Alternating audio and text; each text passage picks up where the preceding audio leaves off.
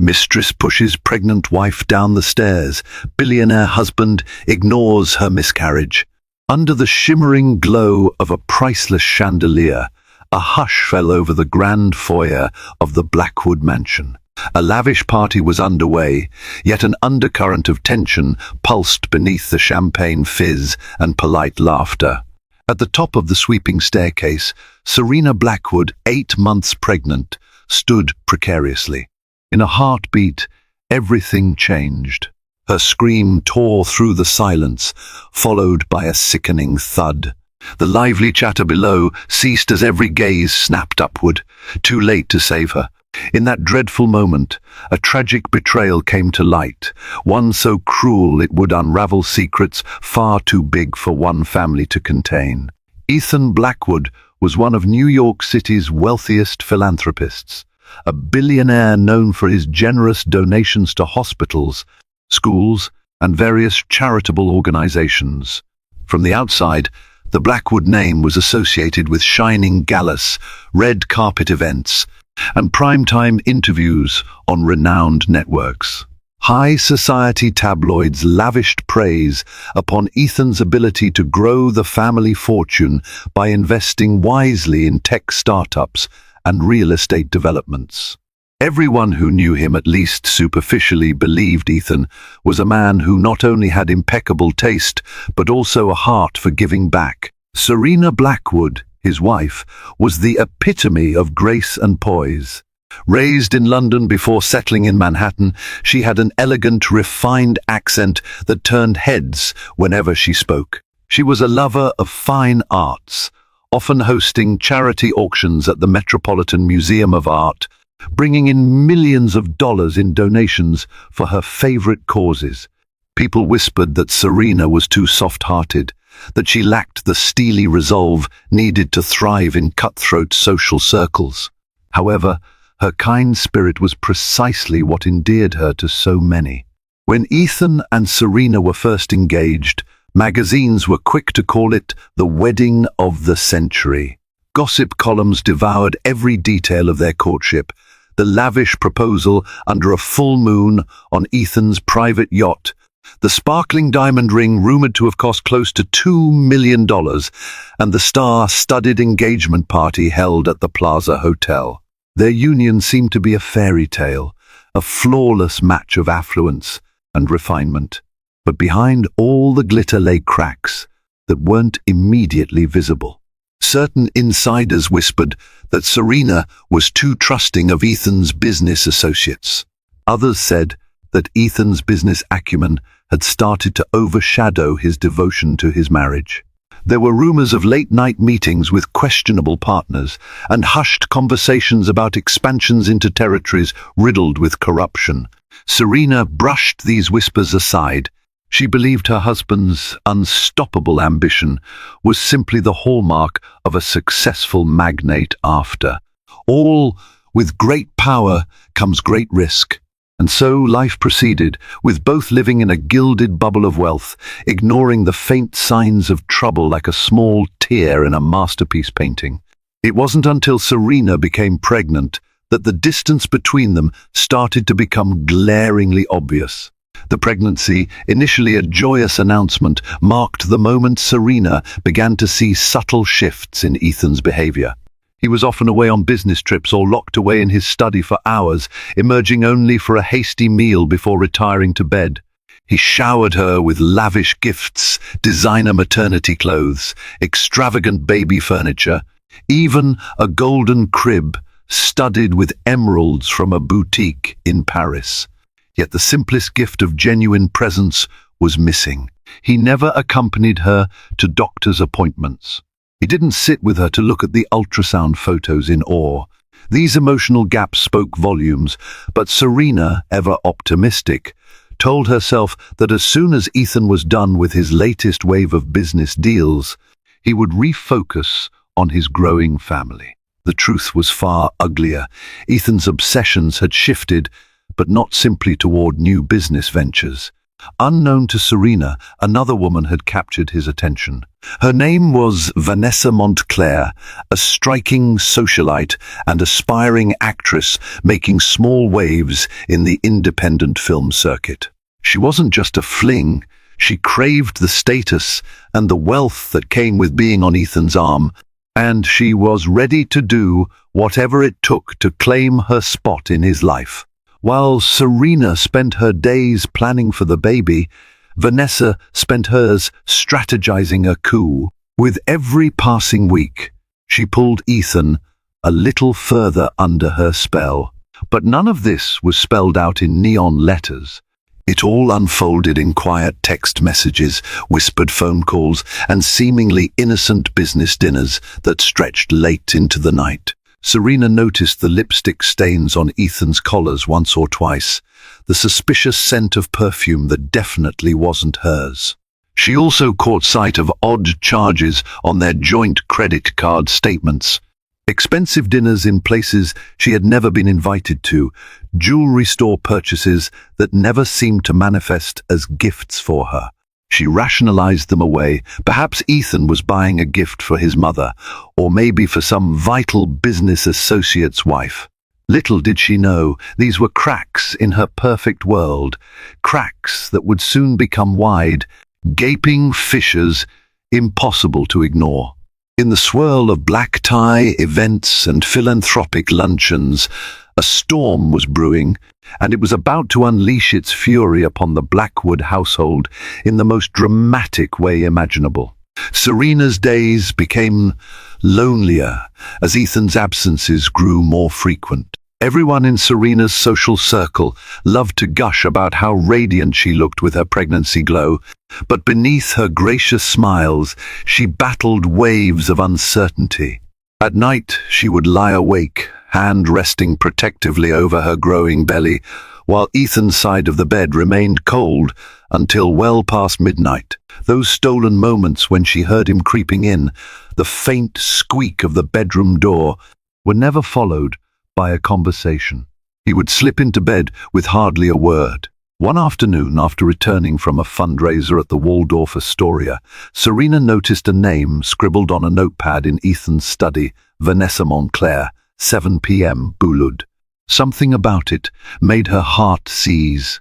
For years, she had grown used to seeing random names and times jotted down for business dinners, but her instincts told her that this name was different. She recalled hearing a whisper about some gorgeous redhead in Ethan's orbit. She had dismissed the rumor at the time. Now, goosebumps prickled across her skin as she stared at the name. Summoning courage she didn't know she possessed, Serena decided to confront Ethan. She walked into the plush lounge where he was sipping a nightcap, his necktie loosened after a long day. "Ethan, I need to talk to you," she said, her voice trembling slightly. He looked up from his glass, arching an eyebrow. "Yes, my dear." His tone was warm yet guarded, a polished front that he reserved for crucial business meetings and tricky interrogations. "Who is Vanessa Montclair?" Serena tried to keep her voice steady, but she could feel it quiver against her will. Ethan took a deliberate sip of his whiskey. "Just someone I'm negotiating a deal with," he replied, eyes averted. "You know I have to network with a lot of different investors and creative minds." She wanted to believe him. Desperate to keep her pregnancy stress-free, she let the subject drop. But something about his tone was off, too smooth, too practiced. She felt a chill in the air, as though the ghosts of future heartache were already dancing around them. The following morning, an unexpected visitor arrived at the Blackwood estate. It was Teresa Thompson, an old friend of Serena's from her London days. Teresa had come to check on Serena upon hearing rumors in certain circles that not everything was rosy in the Blackwood marriage. Over tea, Teresa gently probed. "Serena, darling, you look tired. Is everything all right? You should be glowing with joy, but I sense worry in your eyes." Serena tried to deflect. "I'm fine, just busy with baby preparations." She forced a smile. There's so much going on: hospital tours, pediatrician research, nursery planning. Ethan's also extremely busy. He's about to close a major deal. Teresa's expression softened with empathy. You don't have to say anything. I know how these high-profile marriages can be. Just remember, you're not alone. If you need me, I'm here. Before leaving, Teresa grabbed Serena's hand. Don't let yourself be overshadowed by his empire, she whispered. In wealth, secrets grow bigger. With that cryptic warning, Teresa bid her friend farewell, leaving Serena with a tangle of thoughts she couldn't unravel. Over the next few weeks, Serena tried to refocus on nurturing the life inside her. She decorated the nursery in soft neutrals, hired a top interior designer from Paris to create a fairy tale ambience. She enrolled in a prenatal yoga class at an exclusive studio on the Upper East Side. Life moved forward in measured steps, but deep in her heart she felt that something was amiss. Ethan continued to come and go at odd hours. The name Vanessa Montclair appeared more frequently on his lips. He claimed she was involved in philanthropic ventures connected to the film industry, insisting their closeness was purely professional. Yet, Serena couldn't ignore the unease that shadowed every mention of Vanessa, as though she were some elusive figure stepping between them whenever they tried to connect, even physically in the same room. At a gala for Street, Jude's Children's Research Hospital, Serena spotted Vanessa for the first time across the ballroom. She was stunning tall, with fiery red hair that framed a flawless complexion and eyes that sparkled with mischievous ambition. She glided through the crowd with an air of unshakable confidence, accepting compliments as though they were her birthright. For reasons Serena couldn't fully articulate, she felt a primal sense of dread. The mild cramp in her belly was a warning sign she couldn't disregard. Vanessa eventually made her way toward them, greeting Ethan with a kiss on the cheek that lingered a second too long. "Serena," Vanessa said with a smile that didn't touch her eyes. "I've heard so much about you. Congratulations on the baby." Her gaze traveled to Serena's belly, lips curling in a near-predatory half-smile. "Thank you," Serena responded, polite but uneasy. She stood rigid, fully aware that something intangible yet potent was passing between them. It wasn't just a chance encounter, it felt orchestrated. That night, Serena barely slept. Her instincts screamed that Vanessa was more than just a business contact, but she lacked the proof or the courage to confront Ethan again. As the days wore on, Serena found herself engaged in an internal battle. Should she investigate further and risk their marriage spiraling into confrontation? Or should she remain silent, hoping that her love for Ethan would prove stronger than any temptation that this Vanessa could offer? Unbeknownst to Serena, the game of masks was in full play, and she was about to discover that behind Vanessa's perfect smile lurked a woman prepared to do unthinkable things to get what she wanted.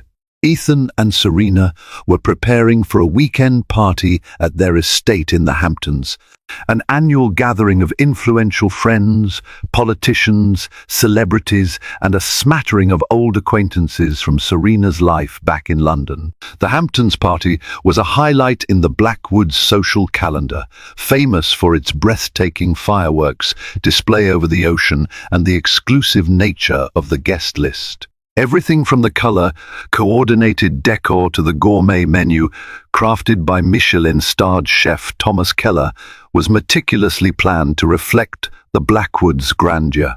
On the surface, it was a moment of celebration, but beneath the surface, tensions simmered. Ethan insisted Vanessa attend the party to network with potential investors for her next film project. Serena found it impossible to refuse without causing a scene.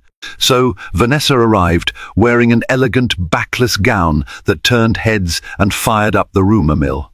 She floated around the estate, mingling effortlessly, dropping Ethan's name whenever beneficial for forging new connections. Every so often, Serena caught Vanessa stealing glances in Ethan's direction, glances tinged with a familiarity that went beyond professional courtesy. Around midnight, as the fireworks were scheduled to light up the sky, Serena wandered onto the terrace in search of Ethan. The crisp ocean breeze offered a momentary respite from the overwhelming swirl of social obligations and internal doubts. That's when she noticed a faint glow emanating from a corner of the garden, near a row of neatly trimmed hedges. Moving closer, she recognized Ethan's silhouette and another, Vanessa. They were in hushed conversation, standing dangerously close, silhouettes nearly merging under the moonlight. Serena's heart pounded. She debated whether to interrupt or retreat, but something made her linger in the shadows, straining to hear what they were saying. She couldn't catch every word, but the snippets were enough. Point as soon as Serena gives birth. Everything will be easier. I can't wait forever, Ethan. I've made sacrifices. The estate in Westchester can be ours. A thunderous crack from the fireworks display momentarily drowned out their voices. Illuminations burst overhead, painting the sky in brilliant blooms of color, while Serena felt her world collapsing. Vanessa was talking like a woman who believed she had a rightful claim to Ethan's future. That revelation stabbed Serena's heart, confirming her worst fears. She fled back into the house, barely managing to maintain composure. A flurry of well-wishers engaged her in polite conversation, praising her for hosting such a marvelous event. She forced a smile, a perfect imitation of the hostess role she'd played countless times. All the while, panic swirled in her mind, trapped behind her chest like a caged animal desperate to escape. By the time Serena and Ethan returned to Manhattan the next day, she was sick with anxiety. She made up an excuse to avoid him, claiming she needed rest. In her private bedroom suite, she broke down, tears soaking into the plush pillows. Was she foolish for not confronting him head on that very night? Possibly. But fear gripped her. She worried about her unborn child, the stress, the scandal, the heartbreak that might erupt. She questioned whether confronting him might push him even further into Vanessa's arms, leaving her and the baby destitute and alone. In a moment of desperation, Serena called an old friend from high school, someone outside the high society bubble, Amanda Cho, a journalist for a prominent investigative news site. Serena confided her suspicions. Amanda, known for her tenacity in uncovering hidden truths, offered to look into Vanessa Montclair's background. "Just let me run a quiet search," Amanda proposed. "You deserve to know who you're dealing with." A week later, Amanda had startling news. Vanessa Montclair wasn't just an aspiring actress. She had a history of broken relationships, all with wealthy men significantly older than her. She had even been briefly engaged to a European tycoon, only to have the engagement mysteriously fall apart with hush-money rumors swirling in the aftermath. "Serena, this woman is a social climber," Amanda warned. "If she has her claws in Ethan, you need to be extremely cautious. She's not the type to walk away empty-handed." Armed with this knowledge, Serena felt conflicted. She had no illusions left about Vanessa or Ethan's fidelity, but she wasn't prepared to blow her world apart. She was due in just 4 weeks. The idea of a cataclysmic confrontation amid hospital bags and LeMay's breathing exercises felt impossible to handle. She was physically and emotionally vulnerable, with no guarantee that Ethan would choose her and the baby over Vanessa if forced to decide. Yet, fate wouldn't wait for Serena's readiness. Secrets, once awakened, had a way of hurtling toward dramatic conclusions. The next turning point came unexpectedly when Serena discovered an emerald pendant in Ethan's private drawer, engraved with the initials VM. The final insult was that Ethan had hidden it in the same drawer where he kept the silver rattle and baby booties for their unborn child. If that didn't confirm the double life he was leading, nothing would. The shock triggered intense stress for Serena, culminating in early contractions that night. Panicked, she thought she was going into labor. She was rushed to Mount Sinai Hospital, where doctors managed to stabilize her. "You must keep stress levels down, Dr. Eileen Roberts admonished. "You're close to full term, but not quite there yet. Any severe emotional or physical strain could endanger both you and the baby." Ethan arrived at the hospital, looking genuinely alarmed. However, as soon as the doctor announced Serena and the baby were stable, his concern seemed to dissipate. He slipped outside to take a call, presumably from Vanessa, though he claimed it was a business partner. In that moment, Serena felt more alone than ever. Even on a hospital bed, with monitors tracking her baby's heartbeat, she couldn't command Ethan's full attention. The heartbreak was crushing, but it also stoked a quiet, determined rage in Serena. She would protect her child, no matter the cost. She just had to figure out how to do it within the confines of her unraveling marriage and the venomous presence of Vanessa Montclair. Serena was discharged from the hospital with strict orders to rest. She retreated to the Blackwood penthouse, confining herself to her spacious bedroom. Sunlight filtered through the floor-to-ceiling windows, illuminating the cityscape. On any other day, that view of Manhattan would have filled her with awe. Now, it felt like a cage, a panoramic prison. Days passed in uneasy silence, punctuated by checkups from Dr. Roberts and the occasional visitor. Most of Serena's social circle believed she was simply on bed rest, nothing more dramatic than a typical precaution for a high-risk pregnancy. Only a handful sensed the deeper trouble brewing. Teresa Thompson sent her daily text messages, urging Serena to keep up her spirits. Amanda Cho continued to dig for more intel on Vanessa, hoping to arm Serena with enough information to make a decisive stand. Ethan, for his part, tiptoed around Serena's bedroom like an intruder.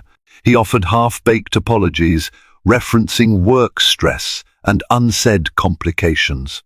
Whenever he mentioned Vanessa's name, "Vanessa, who's helping me finalize the philanthropic documentary," or "Vanessa, who has so many big ideas for our charity work," Serena felt nausea coil in her stomach.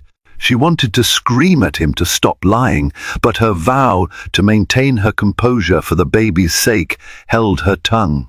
Unable to endure the tension any longer, Serena proposed they see a couples counselor.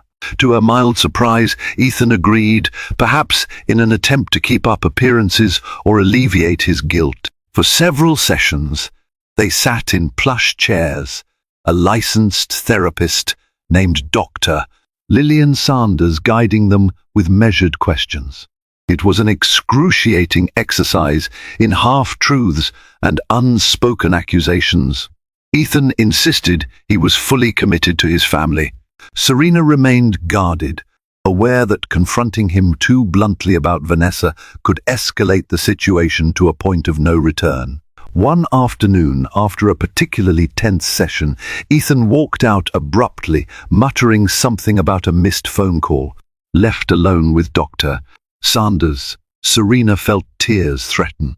"I'm terrified," she admitted in a whisper. "I don't know if the man I married is gone, or if he's just buried beneath these distractions. And I'm due to give birth any day now, Doctor." Sanders offered a sympathetic smile. "I sense how precarious you feel. My recommendation is to establish boundaries. Decide what you need from Ethan to feel secure. If he can't meet those needs, you must protect yourself and your child." Later that evening, bolstered by Dr. Sanders' advice, Serena waited for Ethan in his study. She confronted him gently but firmly. "Ethan, either you cut off all non-work contact with Vanessa, or I'm leaving. I'm not going to risk my health or our baby's future." His reaction was unexpectedly cold. "Serena, you're blowing this out of proportion. Vanessa is essential to some upcoming project. I can't just cut her off. You should trust me." The last words made her flinch. "You should trust me." They stung more than any open confession of infidelity would have.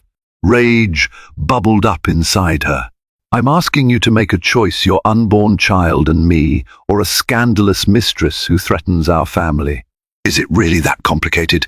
Ethan slammed his glass of bourbon down on the mahogany desk, the liquor sloshing over the edge. "Don't you dare make ultimatums," he snarled. "My life isn't as black and white as you imagine, Serena. Everything I do for this family, for our legacy." "Legacy?" she repeated, voice trembling with both fury and heartbreak. "What kind of legacy involves humiliating your pregnant wife and risking everything for a woman like Vanessa Montclair?" They stood there, the tension so thick it was suffocating. Then Ethan turned and walked out. The echo of the slammed door reverberated throughout the penthouse like a fatal gunshot. Serena knew that something irreparable had cracked wide open between them. There was no going back to the naive hope that this was just a passing indiscretion. Word spread quickly in certain circles that the Blackwood marriage was on shaky ground. Although the tabloids had yet to pick up the story, insiders whispered, passing morsels of gossip at high society luncheons and under hushed tones in luxury boutiques. As Serena's due date approached, she found herself in a lonely fortress of anxiety, her life overshadowed by Ethan's ongoing entanglement with Vanessa. More brazen than ever, Vanessa began making appearances at events that Serena had traditionally hosted or attended.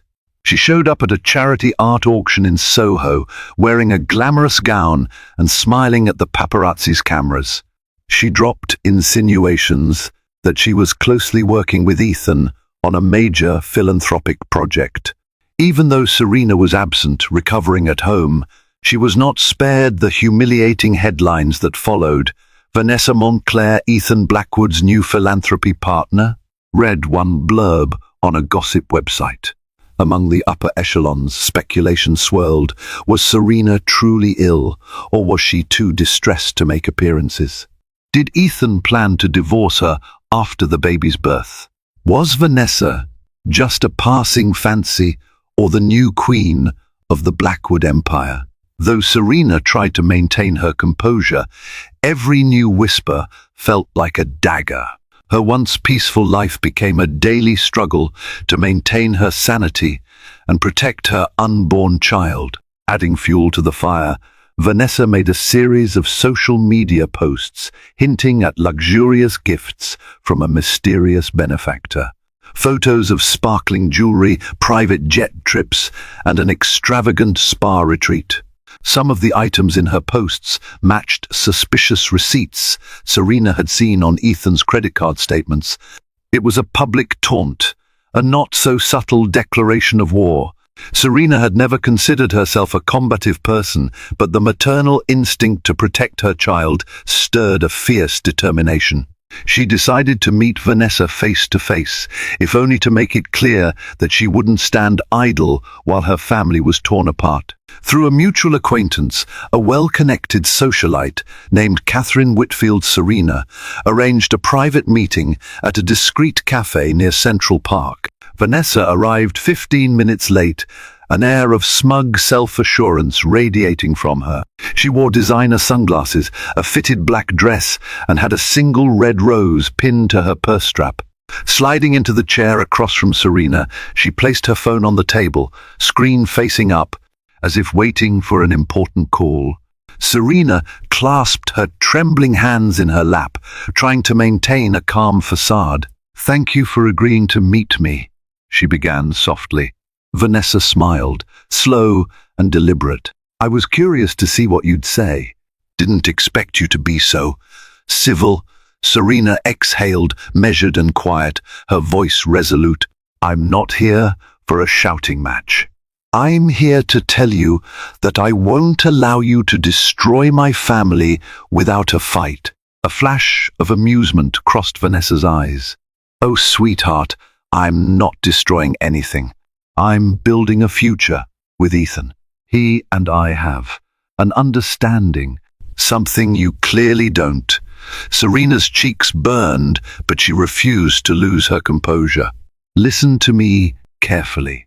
I'm due to give birth at any moment. If you have any shred of decency, you'll walk away. Whatever Ethan has promised you, I'm telling you our marriage is not your stepping stone. Vanessa leaned forward, her voice dripping with mock sympathy. Poor, naive Serena. You think Ethan wants a quiet suburban life with a baby? He's told me things about you, about your lack of ambition, your boring charity events. He's ready for something more, exciting. Every barb plunged like a knife into Serena's heart, yet she gathered her strength. Ethan and I have a history you don't understand. If you push too far, there will be consequences. For you and for him. Vanessa laughed a harsh, hollow sound. She picked up her phone, waving it slightly. I have more evidence of Ethan's affections than you could possibly imagine. Text messages, photos, enough to cause a scandal that would bury you both in the public eye. So tell me, Serena, are you really willing to go to war with me? Serena froze, the scope of Vanessa's manipulative power hitting her like a tidal wave. She had thought confronting Vanessa might scare her off, but she'd underestimated the woman's audacity and cunning. The lines had been drawn, and Vanessa was not only unafraid, she was practically daring Serena to challenge her. Without another word, Serena stood, feeling her baby shift in her womb, an urgent reminder of what truly mattered. She left the cafe, Vanessa's mocking laughter following her out onto the bustling sidewalk. Heart pounding, Serena resolved that she needed a plan, something more substantial than emotional pleas or idle threats. The well-being of her unborn child depended on her ability to navigate this storm with cunning and strength, traits she would have to summon if she had any hope of ending Vanessa's power play and preserving what was left of her marriage. Despite the chaos swirling around her, Serena found solace in unexpected corners. A longtime family friend, Charles Whitmore, a business associate of her late father, offered quiet support. Charles had always admired Serena's father, who'd once been a respected philanthropist in London before his untimely passing. He checked in regularly, bringing homemade meals, ensuring Serena was never too isolated. Occasionally, he offered gentle advice. A strong mind and a calm heart can weather any storm. Your father taught me that. At the same time, Amanda Cho came through with more disturbing information. Vanessa had ties to questionable individuals in the film industry, some rumored to be involved in illicit funding. The deeper Amanda dug, the more she believed that Vanessa was using Ethan not just for personal luxury, but also as a cover for bigger, murkier deals. If this goes public, Amanda warned, it won't just be a scandal, it could bring down Ethan's business empire, possibly invite federal investigations. Serena, if you can't persuade Ethan to cut ties, you need to prepare for the fallout. Feeling cornered, Serena weighed her options. Divorce before the baby's birth seemed unthinkable, especially with her limited time and the precarious state of her health. She also feared for Ethan.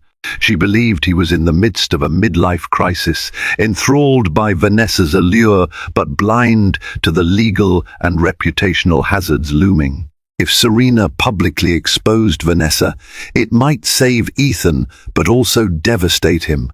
His pride, his carefully cultivated image, everything would crumble, and the baby would be thrust into a whirlwind of negative publicity from the moment of birth.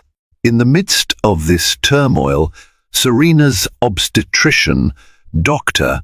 Roberts, voiced a gentle reminder, "We should schedule an induction if you haven't gone into labor by your due date next week. Stress can delay or complicate the process." The imminent reality of childbirth forced Serena to think beyond the scandal. She needed a stable environment for her baby, and that might require drastic actions. One evening, Charles Whitmore visited the penthouse with a proposition. He offered Serena and the baby a safe haven at his lake house in upstate New York. "Stay there as long as you need," he said. "Far from the paparazzi, far from the city. I'll handle any press or legal matters that arise." Serena felt a wave of relief, but also guilt. Could she uproot her life and disappear, leaving Ethan to flounder? Yet the baby's safety was paramount. If Ethan refused to sever ties with Vanessa, Serena might not have a choice. Gathering her courage, Serena approached Ethan once more. This time, her voice trembled less, and her resolve was sharper. "I'm leaving," she declared, "unless you end your involvement with Vanessa and vow to keep her away from our family." Exhaustion edged Ethan's features. He sank into an armchair, running a hand through his hair. "Serena, you don't understand what I'm dealing with here. It's not just about an affair. Vanessa is tied to crucial business projects. If I shut her out now, I stand to lose millions, face breach of contract lawsuits." Serena's eyes flashed. "You think I care about money at this point? We have enough to last generations. This is about our child's future. Your father always said family comes first. Do you remember that?" A flicker of conflict crossed Ethan's face. Mentioning his father was a strategic move on Serena's part. The elder Blackwood's moral code had shaped Ethan into a charitable billionaire, or so the public believed. That code now stood at odds with Ethan's present conduct. "Fine," Ethan murmured, after a long silence. "I'll see what I can do." But Serena knew "I'll see what I can do" wasn't a firm commitment.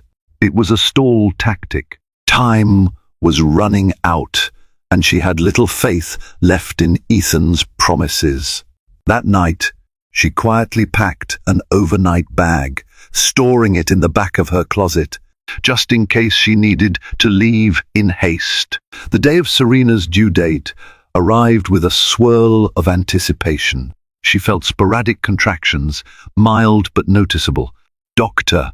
Roberts advised her to stay prepared for immediate admission to the hospital if the contractions intensified.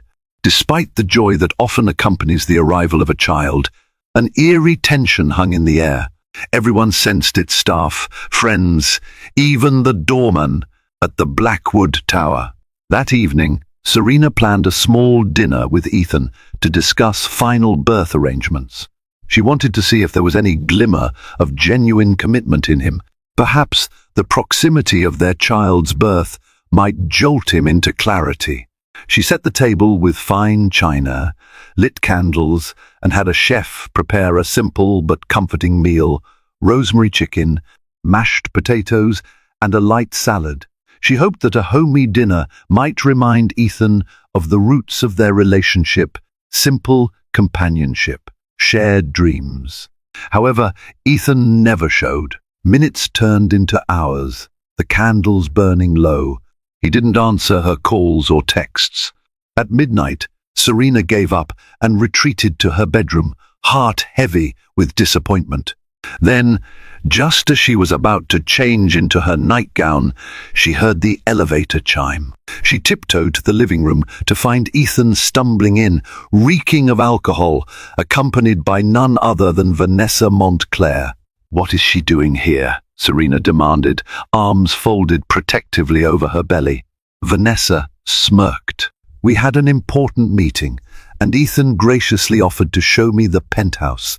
Such a stunning view, don't you think?" Serena felt her blood run cold. Her arms tightened around her body, as though shielding the baby from Vanessa's malignant aura. "Get out," she said, her voice trembling with fury. "Get out of my home." Before Serena could blink, Vanessa shot forward, closing the distance between them. "You're done, Serena," she hissed. "Ethan's practically mine, and soon enough, I'll make this place my home, maybe not tomorrow, but soon." Ethan, clearly intoxicated, fumbled for words. "Wait, no, that's not Vanessa. Calm down." But it was too late. The tension had reached a boiling point, and in that explosive moment, lines were crossed that could never be uncrossed. Serena lunged forward, furious tears streaming down her face, determined to physically remove Vanessa if necessary. Vanessa, agile and fueled by her own brand of fury, grabbed Serena by the shoulders. Serena felt the sharp edge of a stiletto heel dig into her foot, losing her balance momentarily. In a split second, her world tilted. The entire room blurred as Vanessa gave a forceful shove. Serena's body lurched backward. She tried to catch herself, but her momentum carried her toward the grand marble staircase that curved down to the lower level of the penthouse. Time seemed to slow to a crawl. Her arms flailed, trying to find something to grip. For a heart-stopping moment, she locked eyes with Ethan, a silent plea for him to intervene. But he stood frozen, expression twisted in drunken confusion. Then Serena fell. The impact of her body against the marble steps created a sickening thud that reverberated through the opulent penthouse. A searing pain erupted in her abdomen as she tumbled down the staircase, each step amplifying her agony. Her mind screamed in terror for the baby inside her, but the sound died in her throat. When she finally came to a stop at the bottom of the stairs, her vision blurred. She heard Vanessa's panicked gasp and Ethan's curse-laden shout. Serena's consciousness flickered, pain radiating from her lower abdomen in waves that threatened to shut down her body entirely. The last thing she remembered was the feeling of warm, liquid pooling between her legs and the muffled wail of sirens as the world descended into darkness. 3 days later, Serena awoke in a private hospital room at Mount Sinai. The fluorescent lights hummed overhead, and the steady beep of medical monitors pulsed in the background. She was disoriented, her mind swirling with fragments of the horrific accident. Pain medication dulled the physical agony, but no drug could soften the emotional torment of not knowing the fate of her unborn child. In a fog of half-awareness, she glanced down at her stomach. Her belly felt flatter, emptier. She tried to speak, but only managed a strangled noise. A nurse rushed in, noticing she was awake. "Miss S. Blackwood, please don't try to move. You're still recovering from surgery." "Surgery?" Serena croaked, tears welling in her eyes. "My baby! Where is my baby?" The nurse's expression turned grave. She hesitated before saying, "I'm so sorry. Your injuries were severe. The baby didn't survive." Serena's world caved in, an indescribable grief swallowing her whole. Her arms instinctively wrapped around her abdomen, searching for a life that was no longer there. A guttural wail tore from her throat, raw and ragged with pain. The nurse tried to comfort her, but no warmth could penetrate the abyss that opened within Serena's soul. Hours blurred. Doctors came and went, explaining the extent of her injuries: a fractured pelvis, internal bleeding, and, most devastatingly, the loss of her child. Apparently, an emergency C-section had been performed in a desperate attempt to save the baby, but the trauma was too severe. In a haze, Serena asked if Ethan had been by her bedside. The nurse avoided her gaze. It was Dr. Roberts who finally answered. He visited once, briefly, but he hasn't returned since. The knowledge that Ethan hadn't been there, had not even stayed to hold her hand, deepened her anguish. Instead, when she was stable enough for visitors, she saw two comforting faces, Teresa Thompson and Charles Whitmore. Their eyes glistened with tears as they clasped Serena's hands. "I'm so sorry," Teresa whispered. "No one should have to endure such a tragedy," Charles added, his voice thick with emotion. "I know you're in pain, but we need to document what happened. The doctors, the hospital, they need to know how you fell. If there's any possibility of pressing charges." Serena's heart twisted in confusion and sorrow. Legally, it was an accident, or so Vanessa would no doubt claim, but Serena remembered the push, Vanessa's hands on her shoulders, the violent thrust. How could she prove it?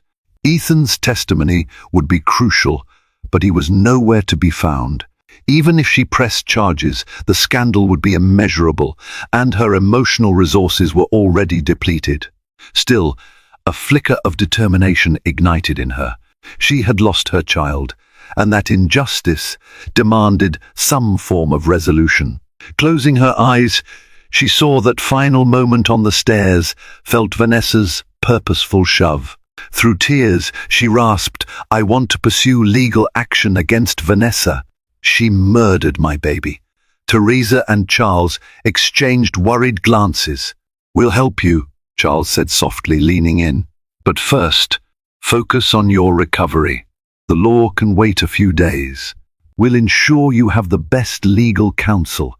In the hallway, the hospital staff whispered about the tragedy. How the glamorous, pregnant wife of a billionaire had arrived in a bloodied gown, unconscious, carried in by paramedics, while the alleged father of the child was nowhere in sight. The medical team did its best to maintain professionalism, but rumors spread like wildfire in hushed corners that Ethan was compromised, that a mistress was involved, that a scandal was brewing that could tarnish the Blackwood name forever. Serena, meanwhile, drifted in and out of restless sleep. She dreamed of cradling a baby, only to have it vanish from her arms. Each time she jolted awake in tears, confronted by the stark reality of her empty hospital room. Yet amid the grief, something else brewed, a steely resolve to protect herself from further harm, to seek justice for her unborn child, to stand up against the monstrous betrayal that had stolen the one thing she held most dear. On the 5th day of her hospital stay, Serena finally received a visit from Ethan. She was propped up against pillows, wearing a hospital gown that hung loosely on her thinning frame. When Ethan entered, she saw that his eyes were bloodshot, his face ashen. Despite her anger, she felt a pang of pity. He looked utterly broken, but sympathy quickly gave way to bitterness. He approached her bedside, attempting to take her hand, but she pulled away. "Where have you been?" she asked, her voice trembling with a mix of grief and fury. "I lost our baby, and you couldn't bother to be here?" Ethan's eyes brimmed with tears. "Serena, I'm sorry. I didn't know how to face you. I've been dealing with so much guilt." Serena closed her eyes, her throat tight. "Yes, guilt. Guilt because you were with Vanessa that night. Guilt because you let her into our home when I was at my most vulnerable. Guilt because you stood there and watched her push me." His head dropped, his voice barely audible. "I've spoken to Vanessa. She denies pushing you.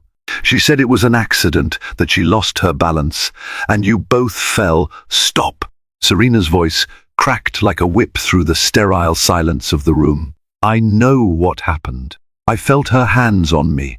You were there, Ethan. Don't lie to yourself. I was drunk," he murmured. "I can't remember clearly. Everything happened so fast."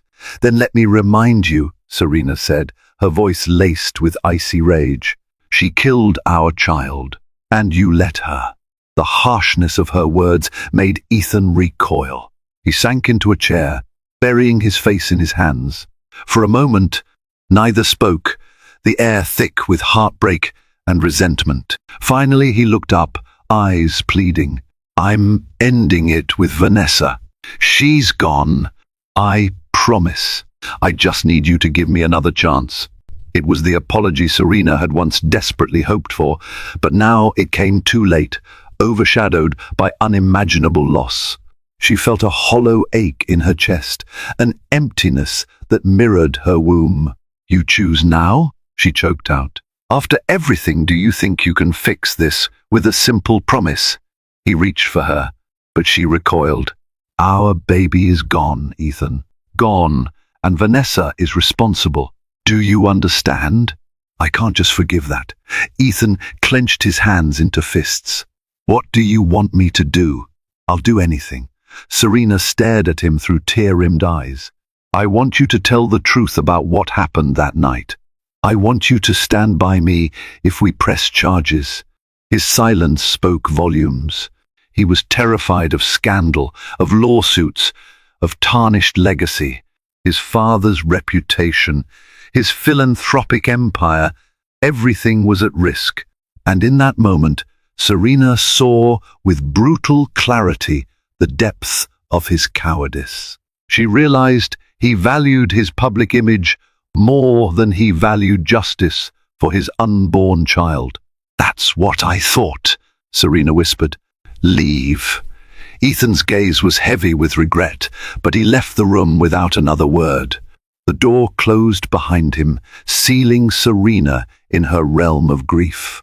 A heavy exhaustion overcame her, and she leaned back, tears slipping silently down her cheeks. She couldn't remember feeling so utterly alone. Despite Ethan's betrayal, Serena was far from alone in her pursuit of justice. Word of the tragic fall had finally reached the tabloids, albeit with minimal detail. Rumors of an accident swirled, but Serena's allies knew the truth. Teresa Thompson, Charles Whitmore, and Amanda Cho formed an ad hoc team to protect Serena's interests and reputation.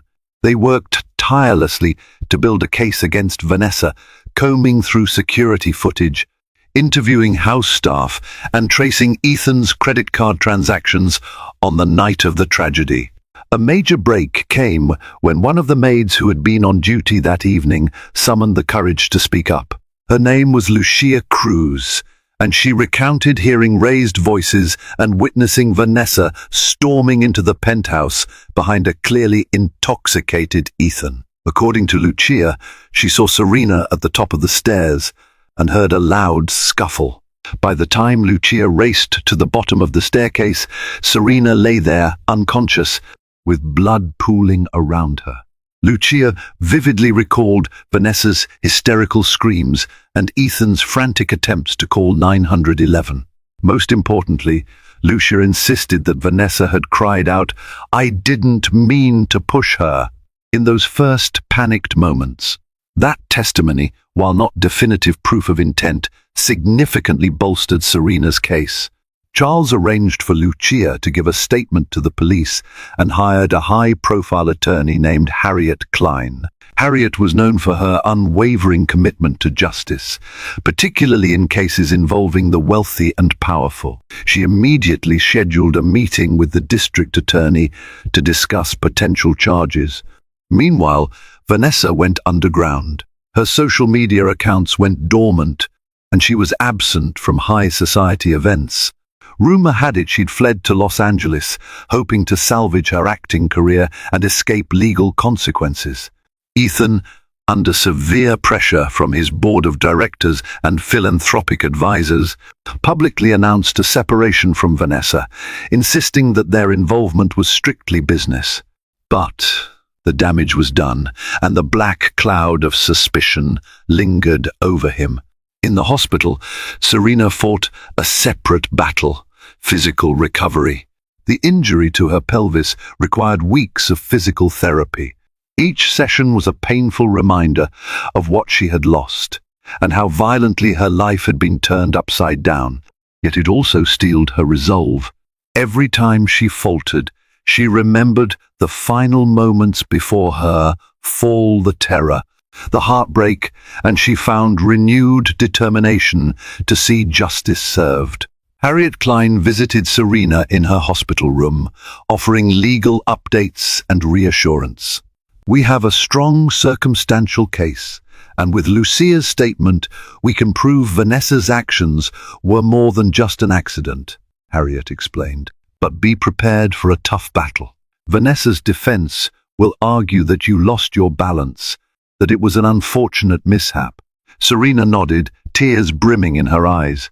"I'll handle it. I won't let my baby's death go unavenged." As days passed, Serena gained some measure of strength. She could walk short distances with a walker, and the color gradually returned to her cheeks. Emotional healing was another matter entirely. She woke each morning to a hollow ache in her soul, but the unwavering support of Teresa, Charles, and Amanda helped keep her afloat. They shielded her from prying reporters and curated public statements that framed her as a victim of tragic circumstances rather than a socialite embroiled in scandal. For once, the media sentiment was in her favor. Behind the scenes, Harriet worked tirelessly. She filed a wrongful death suit against Vanessa and laid the groundwork for criminal charges of manslaughter, based on the claim that Vanessa had knowingly and recklessly endangered Serena, resulting in the unborn baby's death. The legal complexities were daunting, but Harriet was convinced that, if the case went to trial, a jury would empathize with Serena's plight. With the pieces of her life in shards, Serena pinned her hopes on the one course left to her, seeking justice for her lost child. She knew it wouldn't bring back the life that had been stolen, but it might bring her a measure of peace. In a situation rife with betrayal and cowardice, it was the one virtuous fight left to wage. A month later, Serena was released from the hospital. The paparazzi gathered outside Mount Sinai, snapping photos of her as she slowly made her way into a waiting SUV, helped by Teresa. Headlines read, "Serena Blackwood emerges, legal battle looms over tragic loss." Despite her feeble condition, Serena's posture was resolute, her eyes steeled for the fight ahead. That week, Harriet secured a preliminary hearing for the manslaughter charge against Vanessa. The prosecuting attorney needed Serena's first-hand testimony to establish probable cause, so Serena found herself in a small, packed courtroom. She sat in a wheelchair, still recovering, flanked by Harriet on one side and Charles on the other. The tension was palpable. Rows of reporters lined the back of the room, scribbling notes or filming discreetly for their respective outlets. Vanessa arrived with her legal counsel, wearing a conservative black pantsuit, her hair pulled back in a tight bun that contrasted sharply with her usual glamorous style. She avoided making eye contact with Serena. Ethan, looking drawn and pale, sat behind Vanessa, a gesture that caused a flutter of whispers in the courtroom. The lines of allegiance were blurred. He appeared to be there more as a concerned observer than an ally to either party. When the judge called Serena to the stand, she wheeled forward, trembling slightly. She recounted the horrifying moment at the top of the staircase, Vanessa's menacing demeanor, Ethan's drunken state, the sharp push that sent her tumbling downward. Her voice cracked when she spoke of her child, her anguish evident to everyone present. She told the court that even in her blurred state of consciousness, she heard Vanessa proclaim, "I didn't mean to push her." Vanessa's lawyer tried to paint Serena as emotionally unstable, pointing to her advanced pregnancy, possible dizziness, or a misstep. But Harriet swiftly countered with Lucia's testimony and the documented medical evidence, emphasizing the force needed to cause Serena's catastrophic injuries. The tension reached a fever pitch when Harriet called Ethan to testify. He shuffled to the witness stand, avoiding Serena's gaze. Under oath, he admitted that he'd been drinking heavily, that he recalled a heated argument between Serena and Vanessa. Yet, when pressed on whether he saw Vanessa push Serena, he claimed he couldn't remember. Serena's heart sank. Ethan's fear of implicating himself or damaging his reputation was greater than his loyalty to her. Still, Harriet managed to extract one crucial admission. Ethan confirmed that Vanessa had shouted something along the lines of, "I didn't mean to push her," in the immediate aftermath. It was enough to keep the manslaughter charge viable. Outside the courthouse, reporters bombarded Serena with questions. "Do you believe Vanessa intended to harm you, Miss S. Blackwood?" Serena's eyes filled with tears. "I believe she chose a violent act in a moment of anger," she answered, voice firm. A swirl of camera flashes erupted, capturing the heartbreak etched across her face. Teresa and Charles whisked her away, shielding her from the media storm. As they drove off, Serena glanced out the window to see Ethan and Vanessa standing on the courthouse steps, locked in a tense conversation. She saw Ethan's hand wave dismissively, Vanessa's face contorted with rage. Then, in a surprising twist, Ethan turned and walked away, leaving Vanessa behind. The cameras pivoted, capturing the moment of what appeared to be a rift between them.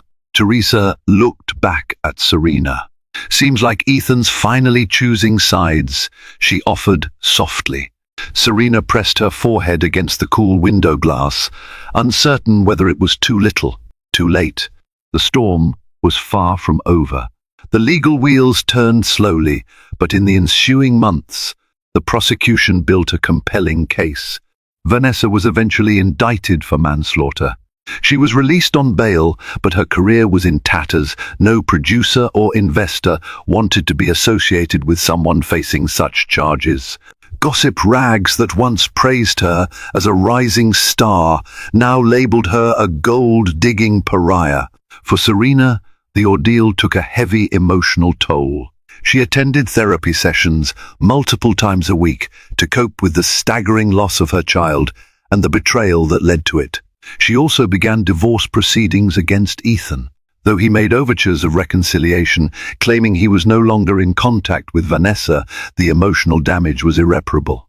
The final straw was his refusal to fully support the criminal case against Vanessa by testifying that he'd witnessed the push. For Serena, that spoke volumes about his moral cowardice and skewed priorities. The tabloids, ever hungry for fresh scandal, pivoted their angle, now depicting Ethan as a spineless billionaire who'd sacrificed his wife's welfare for an illicit affair. Donations to his charitable foundations dwindled. Board members resigned in protest. Several of his business deals fell through, citing ethics clauses. In a desperate bid to salvage what was left of his reputation, Ethan gave a tearful interview on a daytime talk show, acknowledging his mistakes and expressing deep remorse for Serena's ordeal. Watching that interview from Charles Whitmore's living room, where she was temporarily staying, Serena felt no satisfaction. She saw a man drowning in self-inflicted tragedy, but her sympathy was overshadowed by the memory of her child's final moments. In truth, there could be no real justice for a lost life, only legal consequences that felt hollow compared to the magnitude of her grief. When the criminal trial finally arrived, Serena found herself back in court. She sat with Harriet, Teresa, and Charles, bracing for another wave of painful testimony. The prosecution made a clear, concise argument. Vanessa Montclair had a motive removing Serena from Ethan's life. Witness testimonies and forensic reports indicated a push. Vanessa's defense contested the intent, claiming it was an accident in the midst of a drunken altercation. As the trial stretched on, it took an emotional toll on Serena, who had to relive the trauma day after day. In a surprising turn, Ethan returned to the witness stand and offered a slightly amended testimony. This time, he said he believed Vanessa had intentionally laid hands on Serena. Though he couldn't confirm she meant to cause such grievous harm, his words still carried weight. His change of heart, while late, made the prosecution's case stronger. Perhaps guilt or public pressure had finally broken through his defenses. After days of deliberation, the jury found Vanessa guilty of involuntary manslaughter. The court sentenced her to a prison term, though not nearly as long as Serena might have hoped. She watched the verdict read with tears running down her cheeks. Vanessa's expression was one of shock and outrage, but she was led out of the courtroom in handcuffs, her once glamorous life shattered. As the legal team congratulated each other on a hard-fought victory, Serena felt only sadness. Nothing could bring her baby back. She accepted the well-wishes with a distant nod, longing for a different outcome, one where her child was born safely, where Ethan had remained faithful, where none of this sorrow had invaded her life. The cameras flashed around her as she left the courthouse, Harriet guiding her toward a waiting car. Reporters shouted, "Serena, how do you feel about the verdict?" She paused just long enough to answer, "There's no winning in a tragedy like this. I just hope we can all find some peace." In the months that followed the trial, Serena finalized her divorce from Ethan, determined to move forward on her own terms. She channeled her grief into starting a foundation that provided emotional and financial support for women experiencing high-risk pregnancies. Though her pain remained, helping others heal gave her purpose. Ethan retreated from public life, stepping down from his company and attempting to rebuild his tarnished reputation away from New York's glaring spotlight. Vanessa, serving her time, faded from the headlines, her once grand ambitions reduced to tabloid cautionary tales. Serena's life wasn't perfect, nor would her heart ever fully mend from losing her child. But she found a quiet strength in knowing she had fought for justice. Now she stands ready to rebuild, leaving the mansion's glimmering halls and tragic memories behind. Please like, share, and subscribe to hear more stories of resilience, heartbreak, and the power of survival. Your support matters.